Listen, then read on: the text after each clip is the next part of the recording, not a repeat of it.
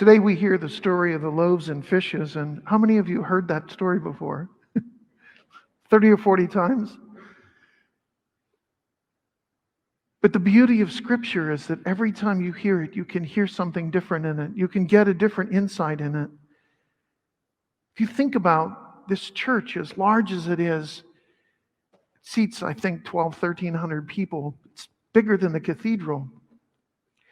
Even if this place was packed, it wasn't nearly as many people as Jesus fed with 5 loaves and 2 fishes. Imagine how big the crowd was. And imagine that before he fed them, he worked the miracles that they brought blind people to him, and he laid his hands on them and they could see again, maybe for the first time in their lives. And people who were lame or maybe unable to walk at all, probably carried there, and he laid his hands on them and they were able to walk. And the deaf he made able to hear. Imagine if you saw that today, how astounded you would be. God still works miracles. They're a lot more subtle now. I remember when I was just 4 or 5 years old, I saw my first miracle. My mom had really bad legs. She had them operated on a couple times, and she was always in pain, wore those stockings and compression stockings. And I remember one day sitting at the kitchen table when she was working at the kitchen sink. And we had those old-fashioned white porcelain covered drawers. And she was cutting something and she set the knife down, and I watched the knife fall, and it went straight down, nose front, right towards her feet. And I just gasped. There was no way I could get there to even warn her.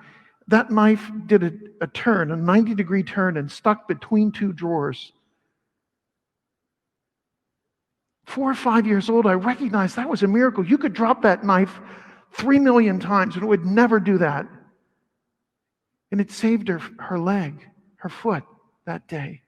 It was a tiny little miracle, but 50-some years later, I still remember it.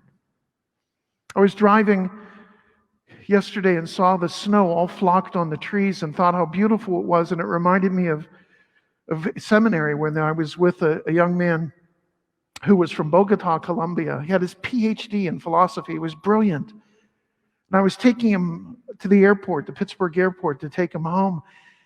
And as brilliant as he was like a little kid on the drive there because he'd never seen snow before. And he'd seen postcards and he'd seen pictures on TV, but he'd never seen snow. And it was so gorgeous. He kept looking at it. Is it always like this when it snows? No, just once in a while.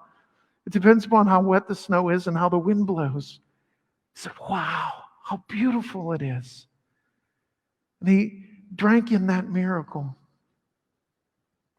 Last couple of days, we've been praying for a little baby named Serafina who was stillborn, just 2 days short of her full expected date of delivery. And we buried her on a rainy Monday. It was kind of sad. And then we left, and I got the most beautiful text message from her grandma yesterday. She said, I woke up today and looked out and saw the whole land blanketed with a pure white blanket of snow. And all I could think was, God gave that little blanket to that little baby this morning to let us know, that pure white snow, that our grandchild was okay. It says in Scripture, unless you become like a little child, you can't enter into my kingdom. Christmas and Advent are times of miracles. Take your kids on a ride to see the lights, to see the manger sets, and talk about what it must have been like, the sounds, the smells in the stable when the little baby was born.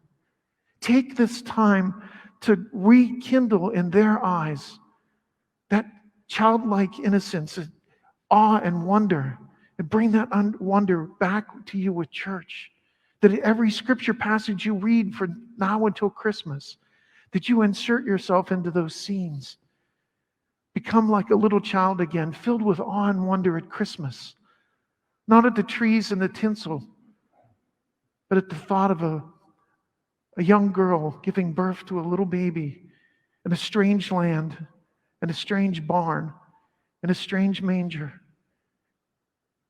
2,000 years ago. And because of that, our lives will never, ever be the same again. Embrace the miracles all around us.